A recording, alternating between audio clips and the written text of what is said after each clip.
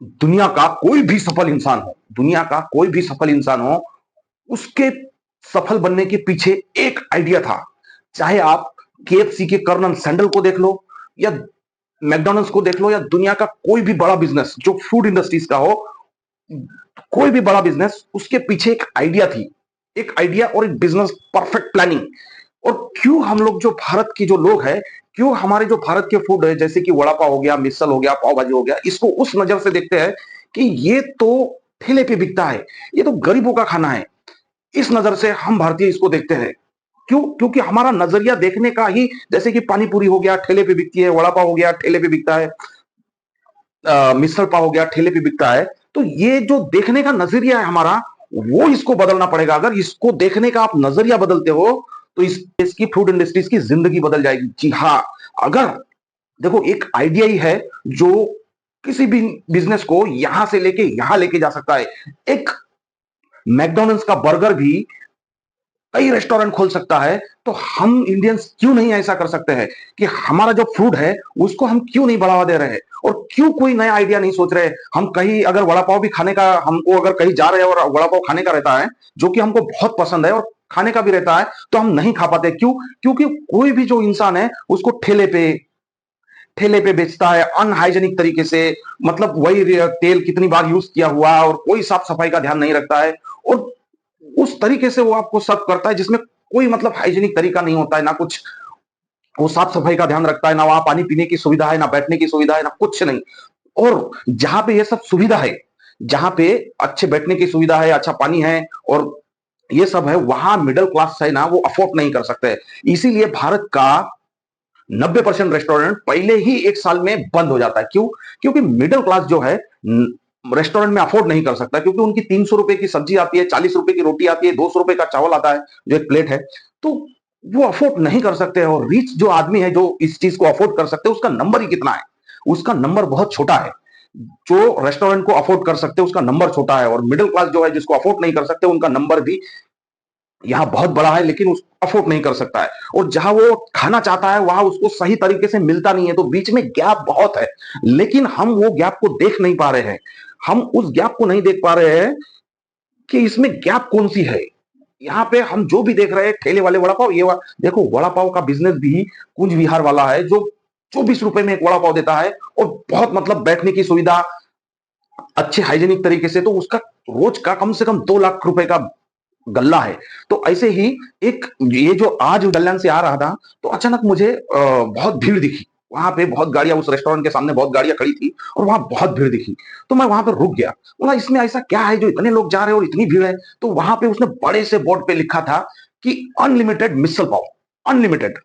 तो मैं अंदर गया, और बहुत अच्छे हाइजीनिक तरीके से, एकदम साफ सुथरा, खुली हवा, म्यूजिक हल्का बज रहा है, और एकदम नेट एंड क्लीन उसका रेस्टोरेंट था। और वहां पे मिसल पाव उन्होंने मतलब सर्व किया। और मिसल पाव जैसे सर्व किया, गरम गरम मिसल, ऐसा भी नहीं कि थोड़ा ठंडा या ऐसा वैसा नहीं, गरम गरम मिसल और पाव, वो भी बटर लगा के पाव, और अनलिमिटेड। ऐसा भी नहीं कि आप एक खाओ, दो खाओ, 10 खाओ या 20 खाओ, कितना भी खाओ। यहाँ आपको जो बिल है वो 80 रुपए ही आने वाला है, क्योंकि उसका जो है 80 रुपए का दाम है अनलिमिटेड, 80 रुपए में। तो वहां पे मैं वो खाने के बाद, जैसा मिसल पाव खाने के बाद सोचा कि इनको ऐसा क्या परवड़ता होगा जो 80 रुपए में ये अनलिमिटेड दे रहे हैं। तो मैंने कैलसी मारा, तो एक एक औसत आदमी, ये कोई भी औसत आदमी 10 पाव से ऊपर नहीं खा सकता है, 10 पाव से ऊपर नहीं खा सकता है। और 10 पाव होता कितने का है? केवल और केवल 20 रुपए का। देखो, एक पाव की कीमत अगर 2 रुपया है तो 10 पाव 20 रुपए का। बटर लगा के वो ऊपर ही हल्का सा बटर लगाते हैं, वो पकड़ के 25 रुपए का। और जो मिसल आती है, जो सालन जो रहता है, जो रस्सा टाइप, जिसको सालन, हम लोग तो सालन रस्सा ही बोलते हैं।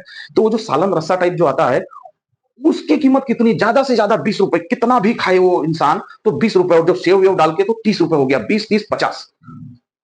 और 50 रुपए यहाँ पे उसका अगर खर्चा भी हो जाता है, जो कि 50 नहीं होता है, 40 ही खर्चा होता है, क्योंकि वो क्वांटिटी में बना रहा है। तो और हर इंसान 10 पाव नहीं खाता है, तो यहाँ पे 40 रुपए खर्चा होता है। और उसको पर प्लेट के पीछे अगर 40 रुपए बच रहा है, और 300 लोग आते हैं, तो भाई उसको कितना बच रहा है?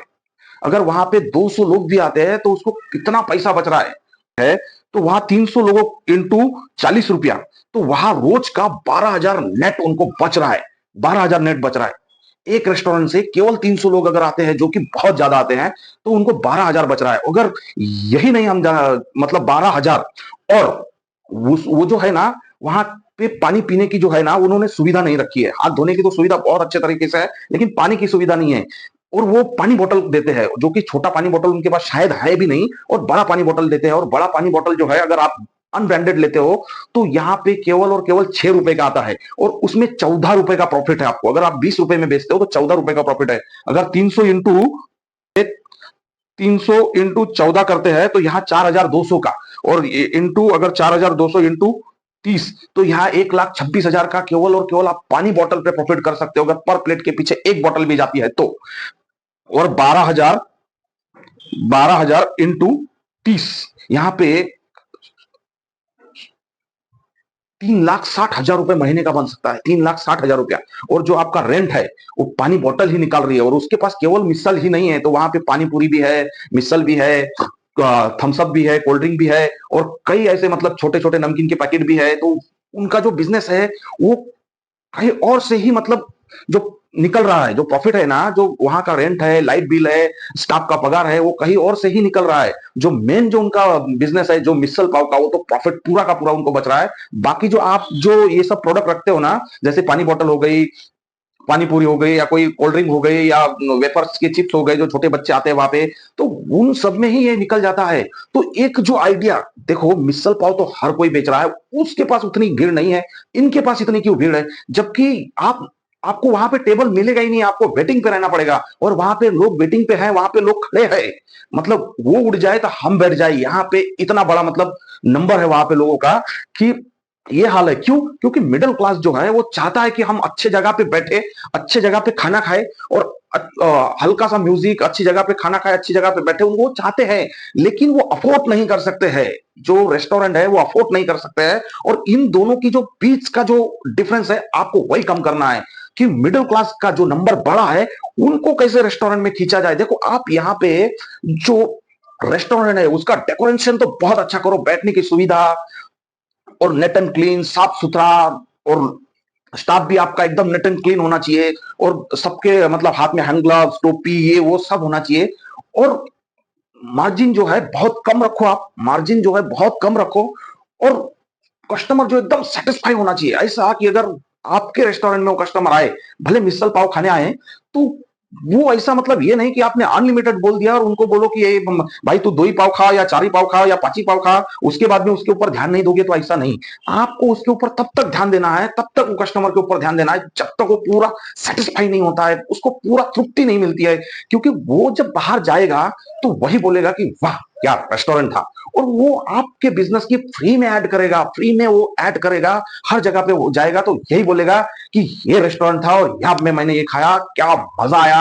तो यही मैं बताना चाहता हूं, अगर हम भारत के जो फूड है, उसको अगर हम देखने का नजरिया बदल देते हैं, तो इसकी जिंदगी बदल जाएगी। तो ये हमको बहुत बड़ी गैप है अभी भी फूड इंडस्ट्रीज में भारत की, लेकिन इसको हम लोग देख ही नहीं पा रहे हैं। इस या अगर आप पानी पूरी भी बेचते हो, और अच्छे हाइजीनिक तरीके से बेचते हो, और एकदम साफ सुथरा तरीके से बेचते हो, तो पानी पूरी में भी रोज का 5,000 कमाने का मार्जिन है। लेकिन यहाँ पे हम क्या कर रहे हैं, अरे ये तो पानी पूरी बेचता है, अरे यार ये तो वड़ा पाव बेचता है, मतलब वो एकदम जो पानी पूरी या वड़ा पाव, जो ये जो हम ये सोचते हैं कि ये छोटे बिजनेस है, छोटा बिजनेस कर रहा है। भाई यही अगर एक मैकडॉनल्ड्स वाला सोचता, ये छोटा बिजनेस है, क्या है उसमें, एक पाव है, और बीच में आलू की टिक्की है, और वो मेयोनीज वेयोनीज है, बाकी है क्या? लेकिन वो बिजनेस कितना बड़ा है, जो बहुत से देशों में फैला है।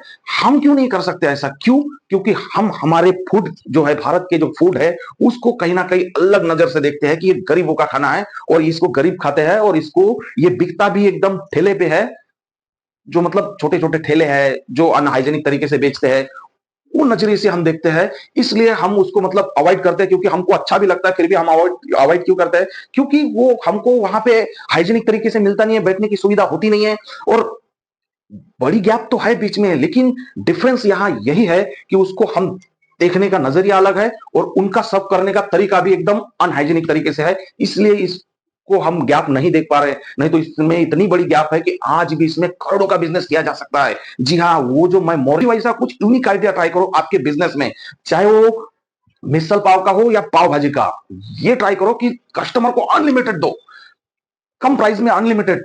ये आप मार्जिन पे फोकस नहीं करो, क्वांटिटी पे फोकस करो, क्वालिटी और क्वांटिटी। अगर आपने लोग कमा लिए तो पैसा अपने आप आ जाएगा, पैसा अपने आप आ जाएगा। दिन भर मक्खी मारते बैठने से अच्छा है कि हम कम मार्जिन पे धंधा करें और क्वांटिटी में धंधा करें, जहां लोग भर भर के तादाद में आए और आप पानी बॉटल से ही इतना कमा लो कि उस रेस्टोरेंट का भाड़ा, स्टाफ का पगार, ये वो सब निकल जाए। तो लाइट बिल देखो, एक अगर आप नजरिया बदलते हो ना तो इसकी जिंदगी बदल जाएगी भारत की। अगर फूड की वीडियो देखने के लिए बहुत बहुत धन्यवाद।